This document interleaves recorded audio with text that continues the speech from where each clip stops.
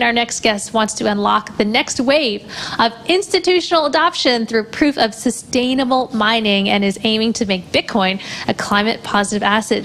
Joining us now to discuss is Brad Van Voorhees of Sustainable Bitcoin Protocol. He's the CEO and co-founder. Hello there, Brad. Thanks for joining us. Hey, Christine. Thanks so much for having me. All right, so Bitcoin inherently by design consumes energy.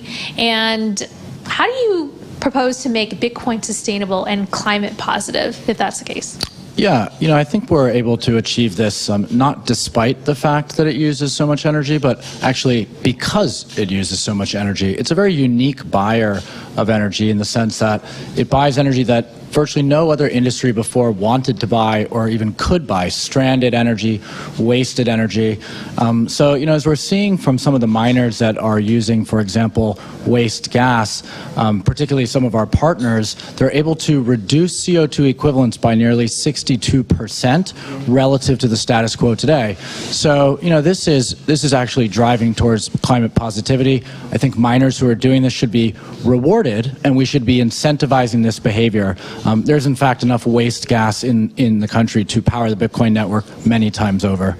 So you say the problem with the Bitcoin network is that there's a lot of Bitcoin miners that are not using sustainable energy. Maybe you could explain.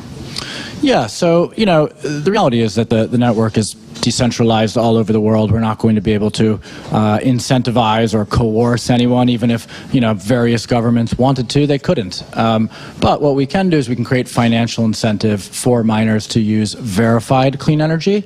I think this is a major step forward for the sector that's going to be very important towards driving it towards what I think will be one of the most sustainable asset classes that exists.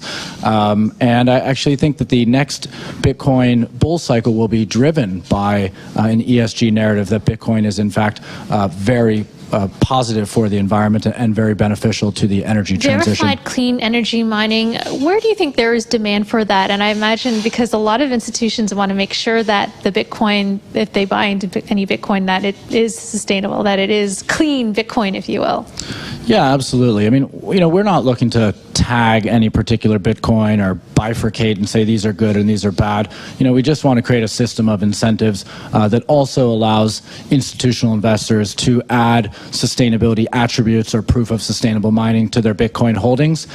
I think this is going to be a powerful unlock as you say, institutions, they do have ESG mandates. There's around $41 trillion that's governed by ESG capital. So if we can create, a mechanism or bridge to which Bitcoin is suitable for those ESG investors, I'd like to see us unlock a little bit of that capital and bring it into the Bitcoin ecosystem. Well, New York here, and you're based in New York, they're proposing a 2-year moratorium on crypto mining. And I'd love you to weigh in on the debate going on in there. Yeah, I think that's a huge mistake. Bitcoin mining is very, very unique aspects to it in terms of being a way to sort of balance grids. It brings a lot of unique characteristics that virtually no other industry before it has brought, and I think that it's very premature for the state of New York to do this. And the reality is, there are many other industries that are using a ton of energy, and Bitcoin it uses a lot of energy, but it just needs to be carefully worked with, and I think the regulation is a bit premature. Another lawmaker I'm thinking of is Senator Elizabeth Warren, and she's leading a group of Democratic lawmakers in asking Texas, the grid operator there, ERCOT, to evaluate and really explain the impact of Bitcoin mining in Texas and its impact on the grid. Do you have a chance to talk to these lawmakers? What are your thoughts on these ESG concerns, and do you make an effort to, educate them and give them more knowledge on the space?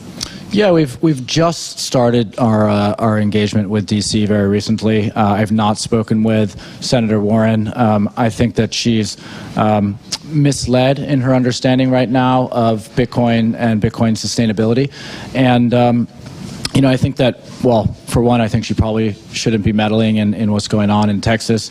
But if she does, and if someone can provide sort of really data-driven answers to her and give her a clear perspective on what actually happened there throughout the course of the summer, I think that, anybody that is objectively looking at the data is going to say this was actually really good for the grid. It was a benefit to society by way of helping support the grid.